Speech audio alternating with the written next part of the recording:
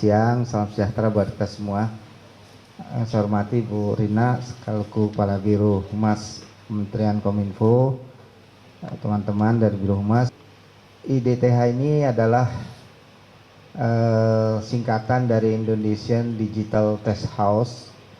Kalau nomenklatur bahasa Indonesianya yang resmi adalah Balai Besar Pengujian Perangkat Telekomunikasi. IDTH ini kita bangun bukan baru, tapi ini merupakan sebuah evolusi yang panjang. Sejak zaman dulu kita sudah melakukan yang namanya proses type approval atau sertifikasi seluruh alat perangkat telekomunikasi yang akan diperjualbelikan, digunakan, dirakit dan sebagainya di Indonesia. Itu harus memenuhi persyaratan teknis. Nah, persyaratan teknis itu atau sertifikat itu baru bisa keluar kalau sudah dilakukan pengujian. Nah, laboratorium pengujiannya itulah yang kemarin kita kembangkan. Dan pengujian ini tidak satu-satunya dilakukan di laboratorium kita ini, tapi ada juga beberapa jenis alat perangkat yang kita terima hasilnya dari laboratorium luar negeri gitu.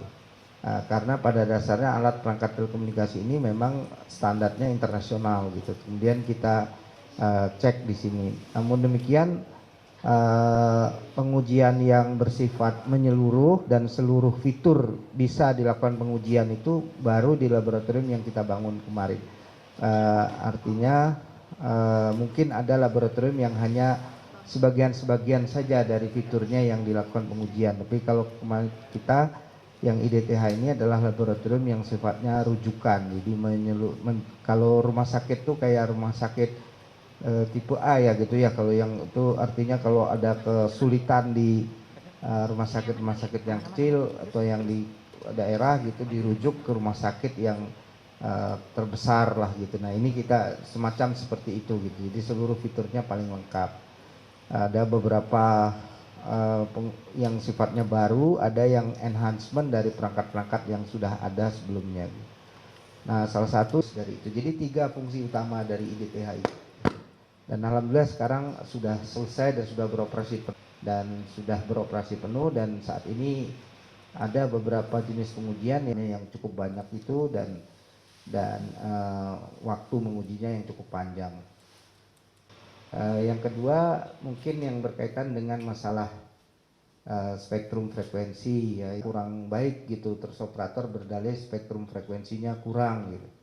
Nah kita sudah memiliki roadmap sebenarnya untuk spektrum frekuensi ini. Ada beberapa hal yang memang menjadi kendala di kita gitu yang agak berbeda dengan negara lain, yaitu spektrum frekuensi di band 2,6 giga dan 3,5 giga itu kebetulan di negara kita itu sudah digunakan lebih dahulu untuk layanan satelit. Padahal 2 band frekuensi ini sangat penting dan banyak sekali negara sudah merilis spektrum itu. Ini bukan salah siapa-siapa karena 20 tahun yang lalu, 30 tahun yang lalu band ini memang tidak digunakan untuk seluler dan kita menggunakannya untuk satelit. Namun demikian dengan perkembangan teknologi sekarang ternyata band ini di mayoritas spektrum frekuensi itu digunakan untuk seluler. Maka kita harus melakukan upaya menunggu selesai spektrum pemanfaatannya oleh satelit, dan yang kedua melakukan koordinasi untuk memanfaatkan secara sharing itu yang di band 3,5. Uji coba field trial di lapangan terus dilakukan. Juga untuk band yang sudah selesai, yang sudah tersedia seperti 700 dan 26 giga, ini juga akan segera kita rilis lah untuk bisa dilelang dalam waktu dekat ini gitu. Tambahan lagi spektrumnya ini tidak hanya pengen cepat dan segera dirilis ke spektrum, juga teman-teman operator ini mengusulkan ya dalam berbagai kesempatan dan sudah kirim surat juga ke kita supaya ada pemberlakuan semacam quote unquote insentif gitu, sehingga pada saat lelang nanti harganya tidak maksimal, tidak seperti band-band frekuensi yang sebelumnya gitu. Ada usulan-usulan seperti itu gitu. Dan itu yang kita sedang diskusikan dengan Kementerian Keuangan, bagaimana model insentif yang pas, yang sesuai, dan yang lebih penting lagi, kalaupun ada insentif itu dampaknya itu langsung dirasakan oleh masyarakat gitu, bukan nanti kemudian insentif itu hanya untuk kebutuhan operator semata-mata, tapi masyarakat bisa menikmatinya apabila operator mendapat kemudahan dari lelang spektrum itu. Apalagi ya? Yang merger-merger sebelumnya ada pengembalian spektrum frekuensi ya. Apakah ada pengembalian juga, mengingatkan dua operator ini walaupun nanti saya tentang merger ini, kita baru saja menerima surat pemberitahuan, namanya adalah MOU non binding yang mereka baru lakukan. Jadi mereka baru melakukan MOU antara pemilik perusahaan Excel, dalam hal ini Axiata, dan pemilik dari perusahaan Smart. Mereka baru menandatangani MOU non binding. Jadi di surat itu pun mereka menyampaikan bahwa MOU non binding ini belum tentu menjadi sebuah kesepakatan ujungnya gitu. Jadi bisa di suratnya itu sampaikan bahwa ini sudah ada saling pengertian, tapi bukan berarti pasti akan terjadi gitu. Pasti ada hal-hal yang mereka negosiasikan. Nah, ini adalah sifatnya aksi korporasi, bukan sesuatu yang menjadi perintah regulasi. Jadi ini adalah sifatnya aksi korporasi, datangnya dari B2B. Jadi kita baru sampai di tahap itu. Jadi belum tahu, belum ada pengajuan yang formal resmi bahwa kami mau merger, itu belum ada. Baru ada menyampaikan baru kami baru MOU non binding, yang di suratnya sampaikan bisa jadi bisa enggak lah, kira-kira bahasanya seperti itu. Ya kita kan masih menunggu, jadinya belum bisa saya jawab apakah itu udah pertanyaan yang berapa tuh frekuensi kembaliin apa enggak, ya belum tahu nanti mergernya jadi apa enggak. Satu, kalau dia jadi bagaimana rencana skenario mergernya kita juga belum tahu mas gitu. Jadi tentang spektrum itu masih terlalu dini sekali untuk saya bisa jawab sekarang, karena saya belum tahu skenario mergernya seperti apa gitu. Kira-kira gitu mas, mohon maaf ya kalau tidak bisa memuaskan. Kebutuhan adalah sumber daya alam yang terbatas. Sumber daya alam yang terbatas yang sebesar-besarnya namanya sumber daya alam ini itu bermanfaat buat bangsa dan negara dan buat masyarakat. Intinya spektrum frekuensi itu harus digunakan secara optimal. Jadi jangan sampai ada spektrum frekuensi yang kemudian tidak dimanfaatkan, walaupun bayar nih spektrum fee-nya atau frekuensinya apa, tapi nggak digunakan, itu buat kita sesuatu yang tidak sesuai dengan tujuan dari undang-undang dan segala bentuk turunan. Jadi bagi kita menghitung besaran frekuensi itu adalah bagaimana spektrum frekuensi itu optimal digunakan untuk manfaat. Jadi ketika nanti suatu perusahaan ada melakukan proses merger dan sebagainya, itu kita akan mengukur itu, apakah nanti spektrum frekuensi dari hasil perusahaan merger itu yang mana yang band frekuensinya yang akan digunakan dan optimal apa tidak, bagaimana rencana pembangunan berikutnya dan seterusnya. Itulah kira-kira secara umum kriterianya. Kalau menurut Mbak kira-kira bayar nggak? Mungkin nggak bayar diberikan operasi gitu. Ya pasti bayar lah, masa nggak bayar? Kalau istilahnya menggunakan spektrum frekuensi dan aturannya harus bayar, ya bayar. Tapi kalau ada frekuensi yang memang di secara aturan nggak perlu bayar, contohnya itu tadi kita pakai remote control kan nggak pernah kita bayar, padahal itu pakai frekuensi juga. Oke, ngidupin TV ini loh gitu kan pakai itu frekuensi, tapi nggak perlu bayar. Tapi kalau spektrum frekuensi yang berkaitan dengan satelit itu ada tarifnya, ada ada apa namanya, ada aturannya. Jadi setiap itu beroperasi secara komersial, bahkan sejak diterbitkannya izin ISR-nya itu dia harus bayar dulu baru kemudian keluar ISR-nya. Jadi Starlink Indonesia itu sudah bayar spektrumnya untuk itu. Dan tanya angkanya berapa ya Mbak ya, saya nggak hafal tuh angkanya gitu. Nanti tanya teman-teman. Tapi sama apa namanya, setara dengan penyelenggara satelit yang lain gitu. Dengan Telkomsat, dengan PSN, dengan ini itu udah ada tarifnya gitu. Bayar Mbak. Masih. Nggak ada insentif 5G, itu tadi saya sudah awali penjelasan.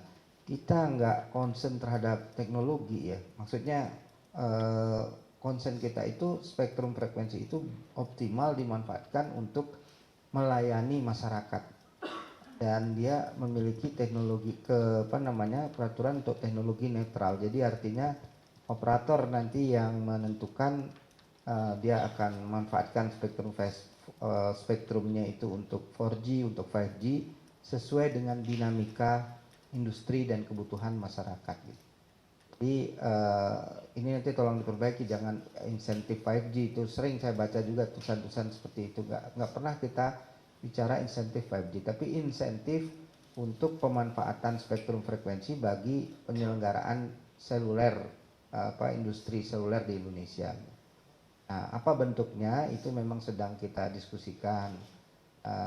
Yang pasti kita syaratnya bahwa insentif itu impact-nya, dampaknya bisa dirasakan langsung oleh masyarakat.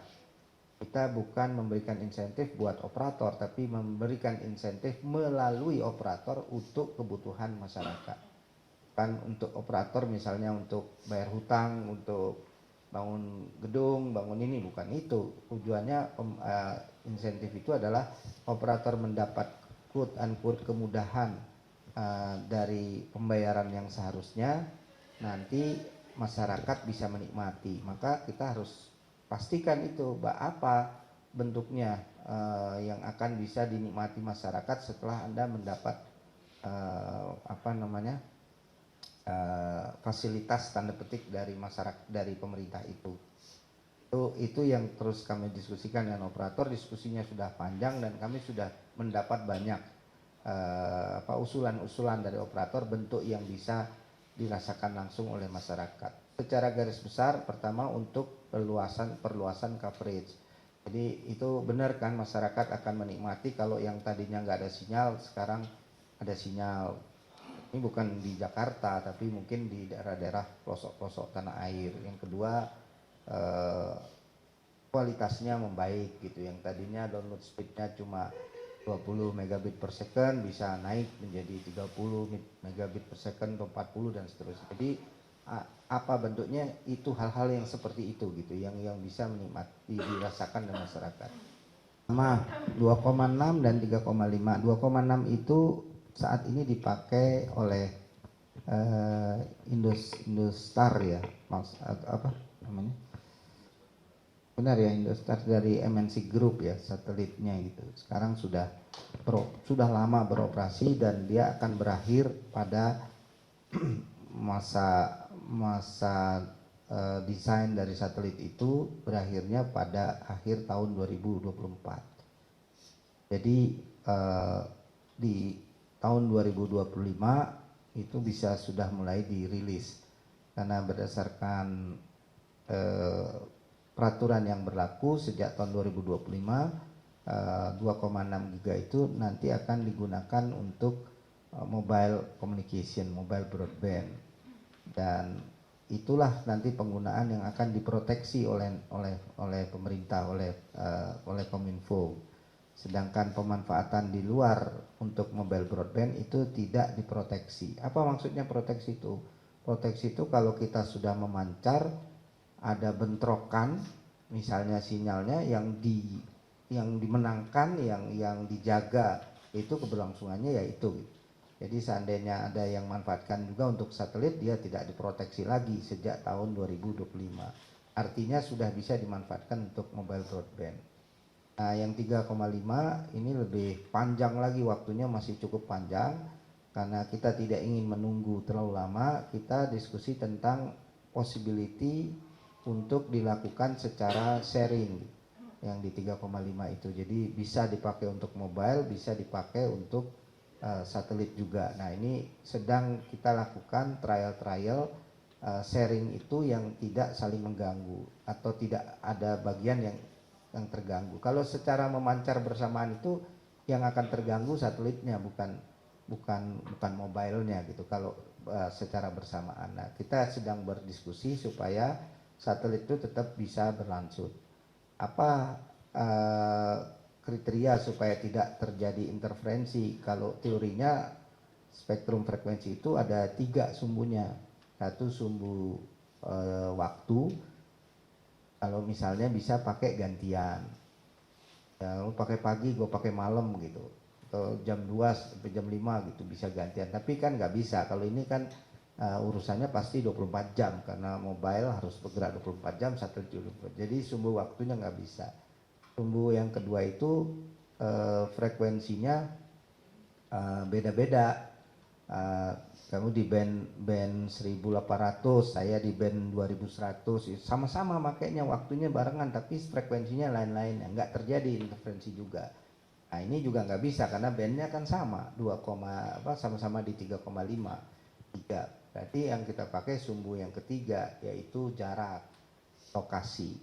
Jadi apakah spektrum frekuensi yang dipakai untuk satelit itu kan mayoritas dipakainya itu di daerah-daerah yang sulit kan, yang kebutuhannya itu di daerah-daerah yang mungkin pancaran secara selulernya itu tidak terlalu besar, misalnya di daerah Papua, Maluku, bagian-bagian yang susah. Jadi frekuensi itu akan kita petakan area geografisnya untuk dilakukan. Yang kedua, kalaupun dia dekat dan ada di sekitar itu, bisa nggak kita memasang filter gitu. Jadi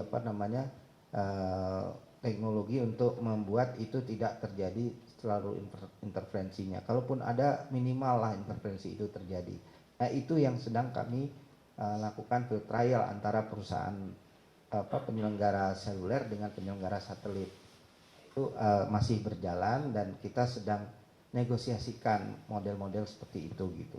Jadi mudah-mudahan tidak harus menunggu, kalau berakhir itu 2000 frekuensi 3,5 itu masih ada yang berakhir 5 tahun lagi, ada yang 8 tahun lagi, masih panjang lah. Jadi oleh karena itu nggak mungkin kita tunggu sampai seperti 2,6 itu, karena kalau 2,6 berakhirnya di akhir tahun ini. Jawab ya. Yang kedua, tahunnya kapan? Ya pasti tahun ini dan tidak nunggu-nunggu pemerintah. Kalau bisa ya sekarang, pemerintah sekarang gitu. Nah, ini sedang bekerja keras kita untuk selesaikan secepatnya. Nah, kemudian yang ketiga, Starlink. Seneng banget nih nanyain Starlink. Ya, yang komplain teriak juga, ya kita harus pakai data lah sebenarnya ya, kalau itu seperti itu. Tapi teori dasarnya itu memang yang namanya teknologi itu, perkembangan teknologi itu nggak bisa kita bendung. Karena kalau kita membendung teknologi itu dia akan find out the way gitu, dan masyarakat juga seharusnya bisa menikmati lah berbagai macam jenis-jenis layanan tersebut gitu, karena tidak semua masyarakat memerlukan Starlink, tapi ada masyarakat yang sangat perlu Starlink itu gitu. Misalnya di daerah-daerah yang memang sinyalnya nggak ada atau lemah sekali, ini kan sebuah solusi alternatif gitu yang penting, apalagi kalau di daerah-daerah tersebut tuh ada fasilitas-fasilitas penting, misalnya seperti rumah sakit, ada sekolah, ada apa dan sebagainya. Itu yang selama ini kita coba atasi melalui Kominfo, bukan BPKP. BPKP itu adalah institusi untuk kita melakukan konsultasi tentang metodologi kita melakukan perhitungan harga dasar itu. Kita membuat sebuah metodologi cara menghitung dengan berbagai macam formula dan sebagainya, kondisi lapangan, kondisi realita dan seterusnya. Itu yang kita konsultasikan. Jadi bukan ditetapkannya oleh BPKP, tapi ditetapkannya oleh Kominfo setelah mendapat hasil konsultasi, dan alhamdulillah ini sudah hampir final. Jadi sudah untuk harga dasar itu sudah boleh dibilang sudah konsultasi kita itu sudah hampir selesai, jadi udah di review lah oleh mereka cara kita melakukan. Harganya lebih besar, lebih tinggi dari tahun sebelumnya atau bagaimana? Enggak, ini bukan tahun anunya. Ini karena band frekuensi itu beda-beda ininya, kriterianya. Ada band 800, ada band 900, ada band 2,1, ada band 2,3, nanti ada band 2,6, 26. Jadi setiap band tuh punya ekosistem sendiri gitu. Cara untuk menghitung besaran band frekuensi itu complicated, agak banyak parameternya gitu. Jadi nggak bisa tahun ini berapa, tahun depan berapa, bukan kayak baju mode nanti turun kalau udah mode baru keluar gitu, nggak. Jadi perhitungannya agak complicated gitu karena tergantung banyak